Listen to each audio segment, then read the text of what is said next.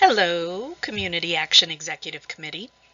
This presentation is about our board structure, and it's my hope that it will bring this committee up to date on the changes that we've made and decisions that still have to be made so that we can move into 2020 and continue with our regular board activities and requirements. As you probably know by now, the CSBG law requires the Community Action Board to have a tripartite structure, and that is that we are divided into three sectors. At least 1/3 of our board has to represent the publicly elected sector, at least 1/3 of our board has to represent the poverty sector, and the remainder has to represent the private sector. So technically that means we could have more than 1/3 in the public sector, as long as we had more than 1/3 in the poverty sector and less than 1/3 in the private sector. However, I've never known this organization to deviate from the 1/3, 1/3, 1/3 tripartite structure. And although it's not important to this particular presentation, we can't forget that there are other regulations that impact the structure of our board and certain special interest areas that are required to be represented. Those come from our work in the homeless field, in the Head Start field, and in the CSBG field with diversity.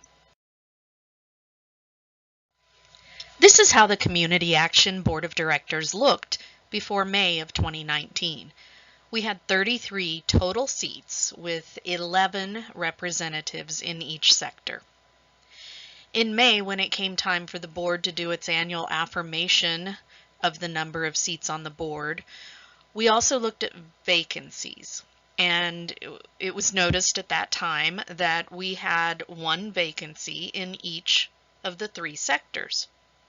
So through a brilliant suggestion by Jennifer Sexton, the board discussed and voted on reducing the number of seats from 33 to 30 by eliminating the vacant seats in each category. Now, those vacant seats consisted of one in statewide affiliations left open by the Kansas Bankers Association, one in the poverty sector under City of Topeka at large left open by a member's resignation, and one in the public sector left open by a Shawnee County Commissioner's delay in appointing a representative to serve on the board of directors.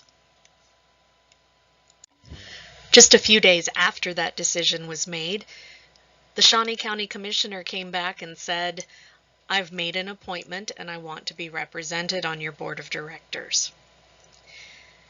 To account for that and to honor the wishes of the Shawnee County Commissioner, the board, through the guidance of Terry Isles, amended the bylaws through December 31st of 2019 so that we could seat the commissioner's representative through the end of the year and, as I said, honor his wishes. As we look to what would happen at the end of December, we noticed that we would have an issue. We have 3 county commissioners, 2 of whom would be offered seats on the Community Action Board of Directors.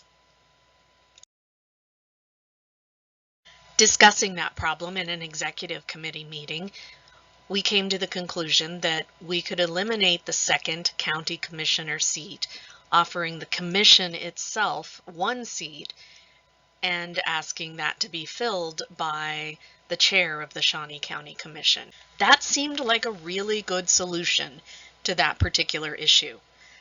However, it created another problem for us to consider.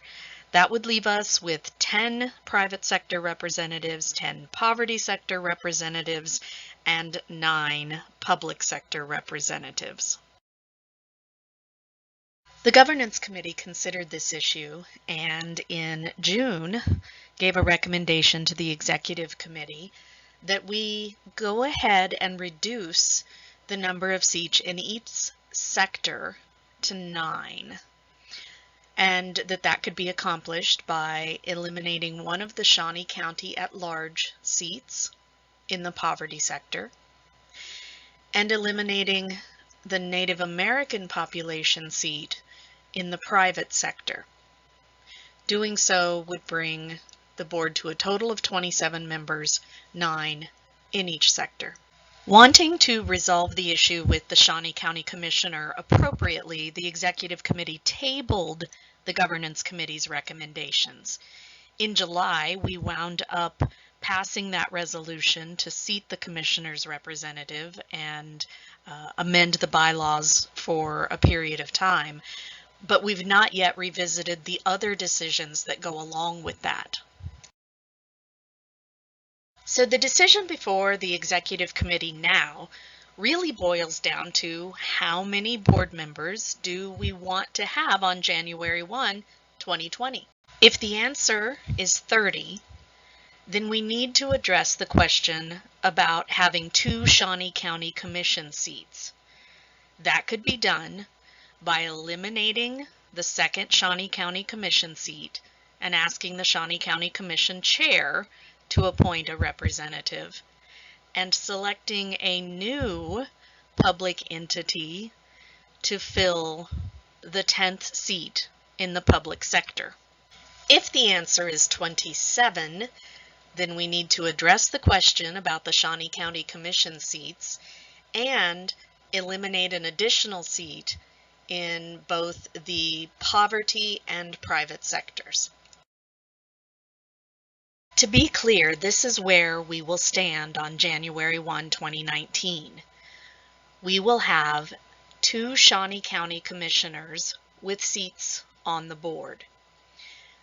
We can eliminate 1 Shawnee County Commissioner and offer the seat to the County Commission via the County Commission chair.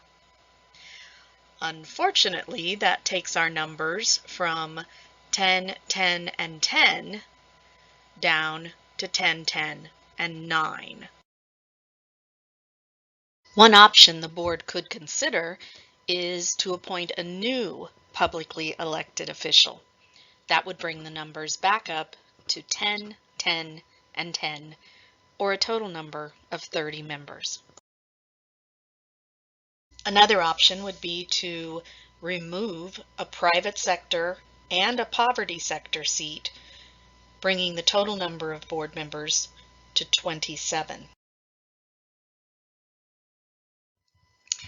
That's it, ladies and gentlemen. I hope that this presentation has done more to help clarify the issues for you and not confuse you even further. The good news is that these are your decisions to make, and I am here to help you work out the mechanics to get you where you want to go.